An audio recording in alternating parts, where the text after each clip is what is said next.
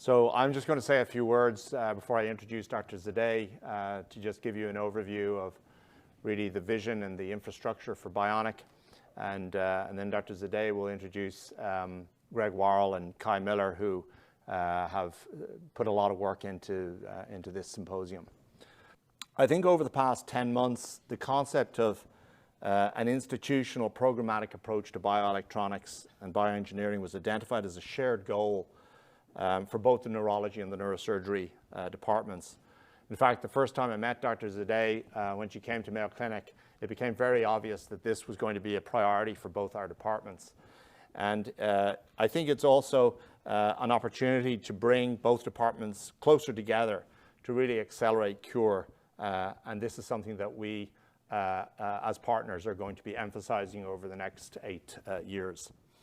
I think today we stand at a thrilling crossroads for neuroscience.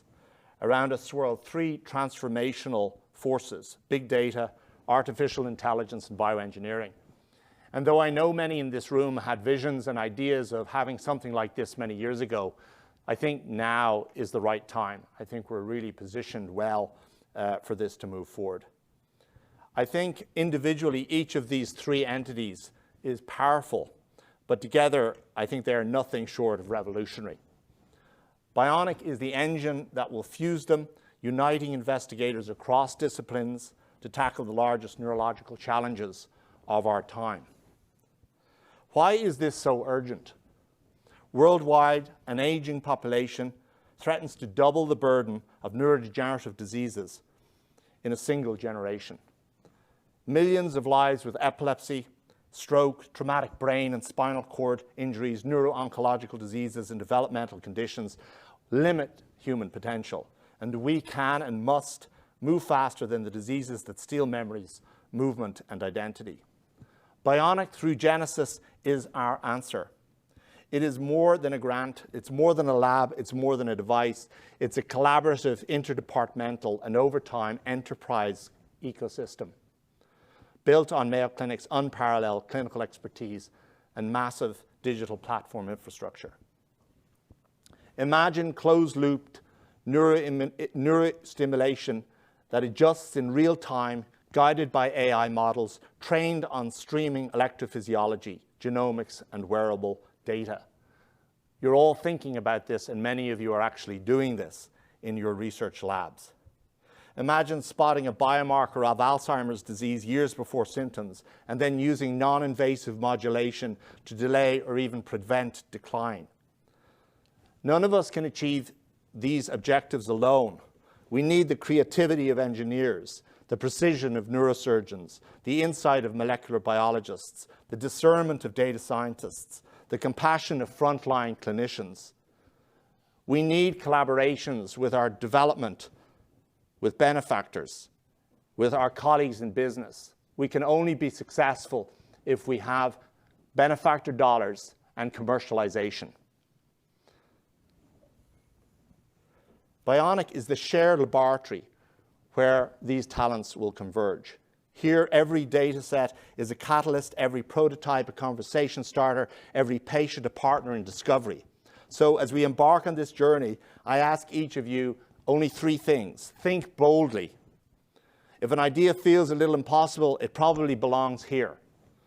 Share relentlessly. Bring your code, your cell lines, your algorithms, your failures, and your what-ifs to the table.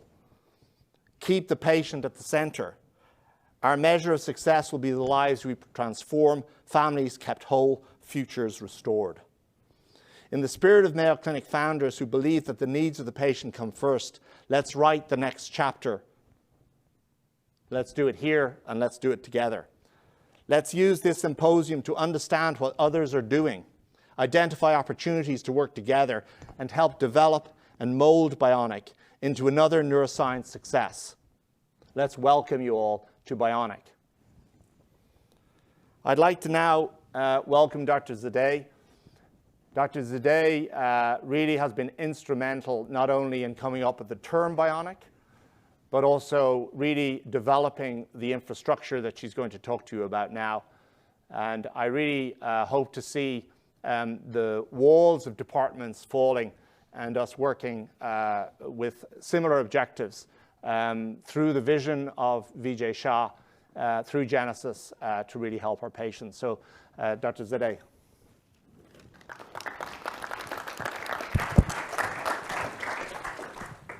I really want to thank Sean for giving that inspiring opening. I'm the chair of neurosurgery, and I'm new. I moved here from University of Toronto, where I was chair of neurosurgery before, and it attracted me to come to Mayo Clinic because we actually have, and it is at our fingertips at an institution such as this, a wealth of data. I think in general in healthcare, we're at a junction where we can incorporate majority of the data that we've included, where we've gathered over the last couple of decades to be able to come up with new models of how we would provide care to our patients and really imagine what the future looks like, in particular in neurosciences. And I think this is only really possible when we think beyond our traditional methods, our traditional walls and boundaries of what our specialties are, of what our programs are, and think about where we can synergize and make possible for patients to live with their chronic diseases for longer. And in neurosciences, as Sean mentioned, we are at a junction where we need to be able to restore brain function. We have been able to, through, as Dr. Shah said, processes of Genesis, regenerate majority of the organs, majority of the joints we have, but we cannot do brain transplantation, and I don't think that we want that. We want to have our own brains, which makes us uniquely who we are. And so for us, Bionic is that entity to be able to bring together the various clinicians that manage neurological conditions, which typically and traditionally is neurology and neurosurgery, neuropsychiatry, neuropsychology, neuropathology, neuroradiology, but really look at the problem with the merging of us and bringing together the bioelectronic, the biochemical engineers, the cellular therapeutics, and additional specialties that create that concept of what we're building for Mayo Clinic to be the future, a neighborhood that falls within the vision of the Bold Unbound, which is forward thinking for our patients for the next generation. Where do majority of us come as a patient when we come to healthcare? We go to specific departments, we go to specific areas, and we have to travel to get the care that we need. The concept of neighborhood is, can we bring specialties that are outside traditional models of care and add areas that we have not yet collaborated with in a smooth and seamless manner to rethink what medicine is like. So a simple example, when you think about an emergency department, we go to the emergency department, we wait for a certain number of hours, we get a certain number of tests, a doctor or healthcare provider comes and sees us, the diagnosis is given, and et cetera, and so forth. Can we actually change that and now use AI algorithms, and that is not futuristic, that's current, to change the way we manage patients in an emergency department? So that would be a very more tangible model. Can we rethink how we regenerate and restore function, intervene earlier through a program such as PreCure to detect disease early? And I think for neurosciences, for everything that in particular affects our brain, identifying the disease processes that affect our brain early is key and essential. Majority of the diagnoses that we make, our neurology colleagues, us as neurosurgeons, the disease process is unfortunately far progressed. And by the time we're able to intervene, perhaps we're behind, and we need to be able to identify disease process much earlier so that we can, in fact, intervene together as a group and bring together computational power, AI algorithms, and really use the data and the wealth of data that's available to us at our fingertip to create personalized approaches for individuals. And I think this is relevant to all disease processes in neurosciences.